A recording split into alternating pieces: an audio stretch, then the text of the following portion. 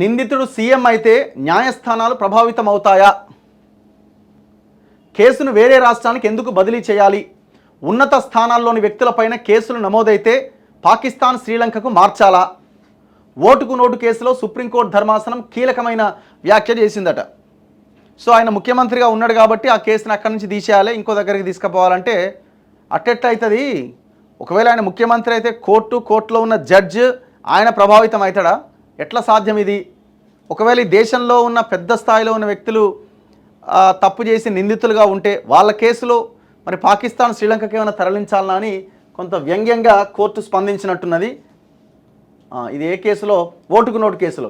ఓటుకు నోటు కేసును వేరే రాష్ట్రానికి ఎందుకు మార్చాలి అని సుప్రీంకోర్టు నిలదీసింది. నిందితుడు ముఖ్యమంత్రి అయినంత మాత్రాన కోర్టులు ప్రభావితం అవుతాయా అంటూ అసహనం వ్యక్తం చేసింది.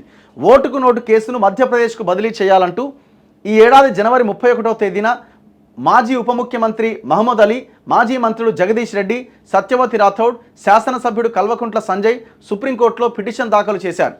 దీనిపైన justice BR Gavai, justice KV విశ్వనాథ్తో కూడిన ద్విసభ్య ధర్మాసనం సోమవారం విచారణ చేపట్టింది.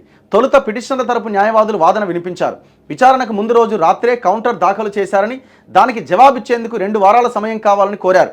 ఈ కేసులో నిందితుడు ప్రస్తుతం ముఖ్యమంత్రి అని, ఆధారాలు తారుమారు చేయొచ్చని, సాక్షులను ప్రభావితం చేయవచ్చని ఆరోపించారు.